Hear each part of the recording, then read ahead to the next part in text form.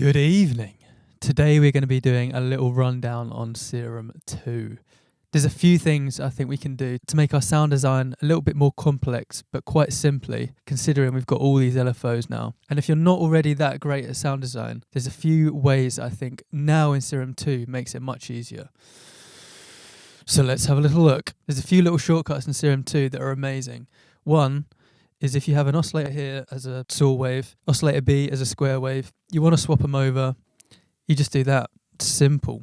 And if you want to duplicate this oscillator to the next one, hold Option and it duplicates it. Same with the LFOs. If you've got your LFO like this, LFO 2, you want to swap them around, done.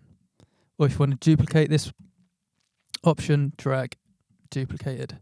Unbelievable. Another insane feature is this sample granular spectral thing we can do now. So if we change our oscillator to granular, we drop an acapella in there, right click, slice auto, and then this little yellow line will indicate how many slices are going to be in that acapella. So it creates these little vocal chops. So maybe this chop will work. So if we stick an ARP on there, maybe eighths, put a sub on, stick a distortion right up on there, maybe some hyperdimension,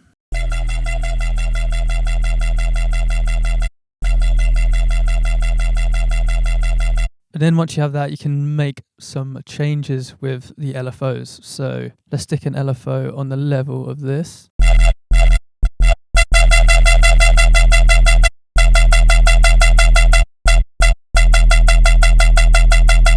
So now if we record that in, and then we bounce that down to audio, then we can do all sorts of stuff, like on the envelopes, on the transposition.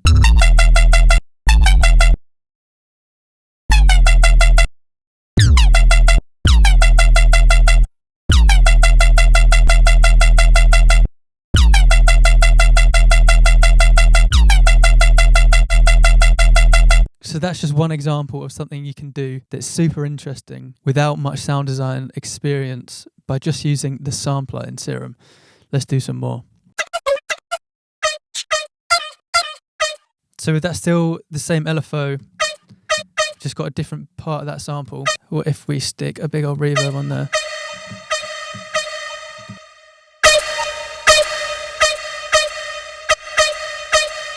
And we use this little magic button here, which will bounce out the last rendering of the note that we just played.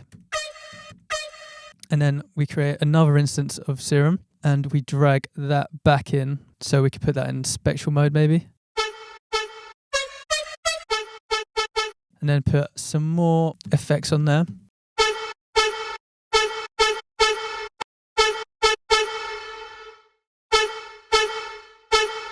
And just play with the envelope a little bit.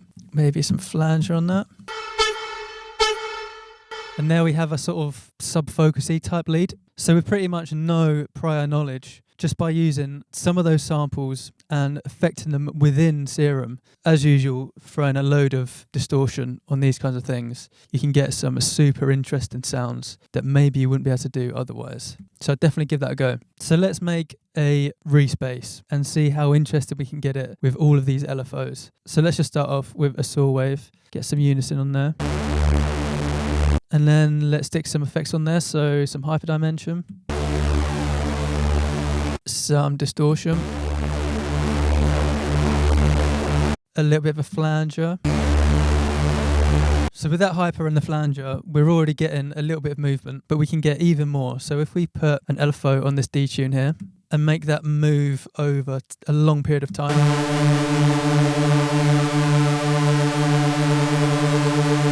so you hear the rate of those wobbles get quicker as this point goes up. And then we can do something similar with a noise. So let's stick an LFO on the level of a noise, change that to hertz, and just make a bit of a random pattern.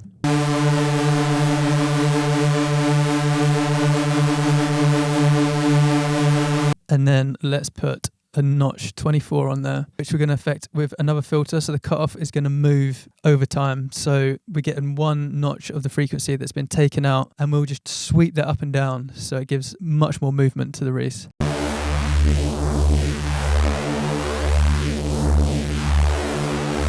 And then we can do maybe another notch. So if we put a filter in here, change that to notch 24, LFO 4, we can affect the cutoff. So we've now got two notches working at two different rates to create extra movement.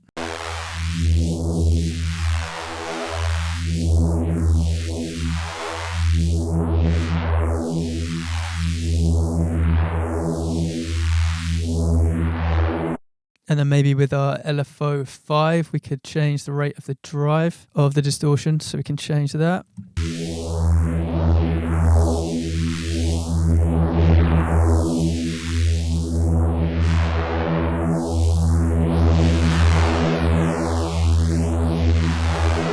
So now we've got all the different elements of the sound changing at different rates. So it gives the overall sound a hell of a lot of movement. And then something else that's really cool with these LFOs is if you go onto this chaos mode and you've got this X and Y, so you can add this to a filter. So let's stick that on this filter here.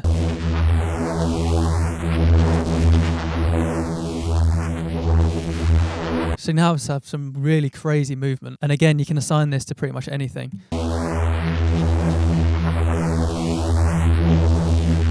So that rate of change is so random that you don't have to sort of sit and draw some crazy shapes into your LFO like that. And again, you can assign that to anything you like. So you can get that randomized change on any part of your sound. So I've just whipped up a quick example of the kind of thing you can do with these sounds we've just made today. Let's have a listen.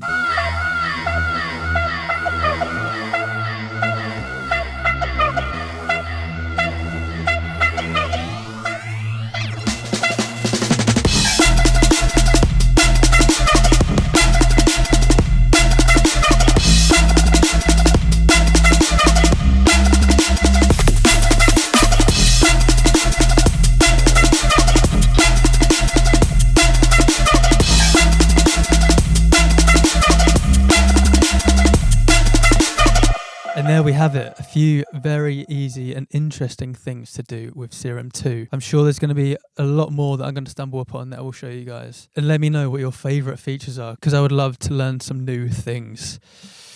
I do hope this has helped. Thank you very much for watching. Love to your mothers.